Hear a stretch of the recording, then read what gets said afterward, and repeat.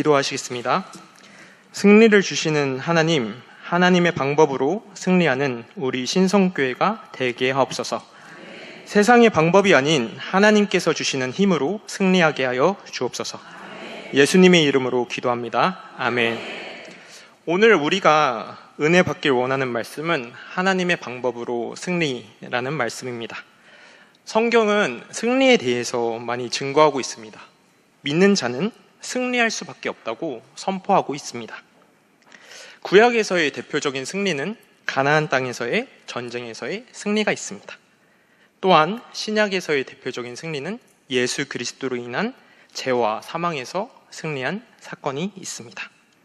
이 놀라우신 승리를 통하여서 예수 그리스도께서는 우리에게 생명을 주셨고, 이제 우리는 예수 그리스도를 힘입어서 죄와 사망으로 날마다 싸워서 승리할 수 있는 존재가 되었습니다. 한편 세상에서는 자신의 노력을 통하여서 자신이 주인이 되어서 자신의 방법으로 승리하라고 얘기하고 있습니다. 학교에서, 직장에서, 가정에서 늘 이겨야 된다고 얘기하고 있습니다. 남들과의 전쟁에서, 남들과의 경쟁에서 이기라고 얘기하고 있습니다. 어떤 수단을 통해서라도 이겨야 된다고 말하고 있고, 어떤 방법이든 일단 이기고 나서 생각하라는 유혹을 던지곤 합니다. 상식을 활용하라고 얘기합니다. 학연, 지연, 혈연을 의지하라고 얘기합니다. 일시적으로는 세상의 방법이 옳다고 보여지고 또한 맞다고 보여질 수도 있습니다. 당장의 결과는 승리라는 결과로 같아 보일 수 있습니다. 하지만 하나님의 자녀에게 진정한 승리는 하나님의 방법으로 되었을 때만 가능합니다. 특히 예수 그리스도의 승리로 인하여서 하루하루를 살아가는 우리 신성교회 성도님들은 하나님의 방법을 통하여서 승리하시길 소망합니다. 우리의 삶에서 승리가 목표가 되는 것이 아니라 매일의 삶 속에서 하나님과 동행했을 때 승리가 따라와서 늘 승리로 가득 찬 우리 성도님들이 되시길 소망합니다.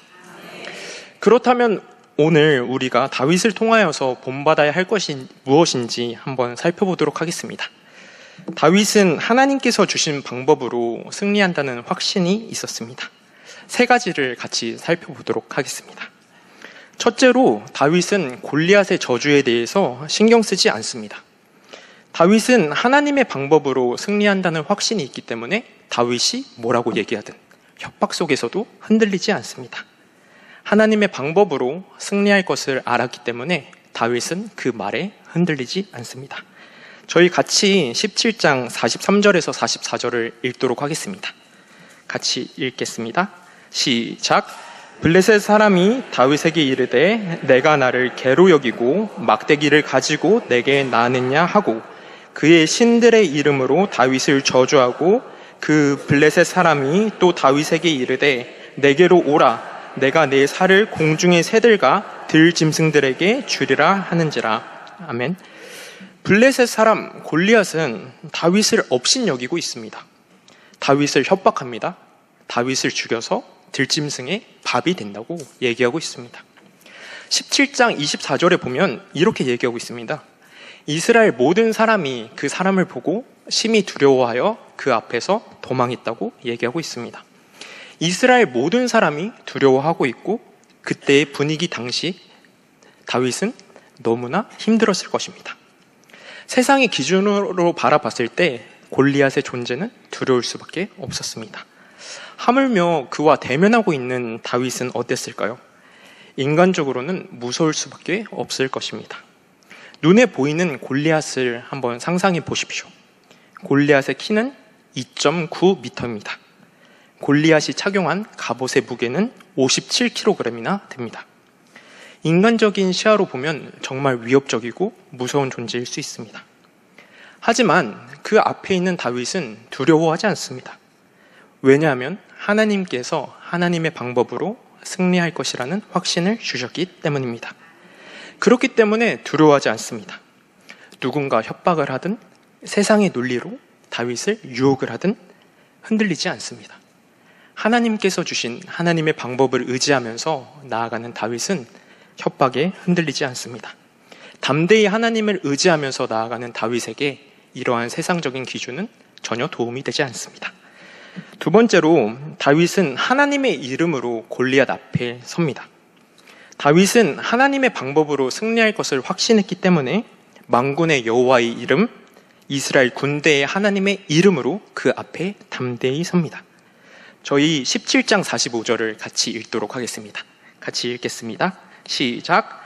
다윗이 블레셋 사람에게 이르되 너는 칼과 창과 단창으로 내게 나오거니와 나는 만군의 여호와의 이름 곧 내가 모욕하는 이스라엘 군대의 하나님의 이름으로 내게 나아가노라. 아멘. 하나님께 모든 것을 맡기고 하나님께서 승리하신다는 것을 확신했던 다윗은 하나님만을 의지하면서 전쟁에 나아갑니다. 다윗은 이렇게 얘기하는 것입니다. 골리앗아, 너는 너의 힘을 의지하지. 너는 칼과 창과 단창을 의지하며 나오지. 그렇지만 나는 지금 그것이 없지만 하나님께서 하나님의 이름으로, 하나님의 존재로 그 모든 것을 이기시고 나에게 승리를 주실 것이다 라고 얘기하십니다.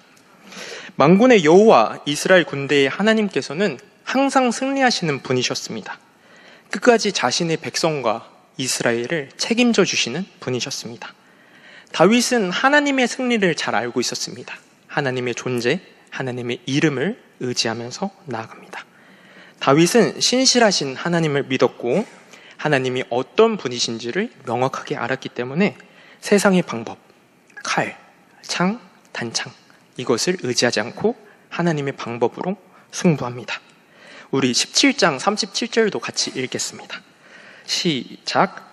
또 다윗이 이르되 여호와께서 나를 사자의 발톱과 곰의 발톱에서 건져내셨은즉 나를 이 블레셋 사람의 손에서도 건져내시리이다. 사울이 다윗에게 이르되 가라, 여호와께서 너와 함께 계시기를 원하노라. 아멘. 다윗은 하나님께서 사자와 곰에게서 건져주셨던 경험이 있었습니다. 그는 칼과 창과 단창을 의지했을 때 이런 짐승에서 구원받은 것이 아니라 하나님을 의지했을 때, 하나님의 방법을 의지했을 때 승리했던 경험이 있었습니다.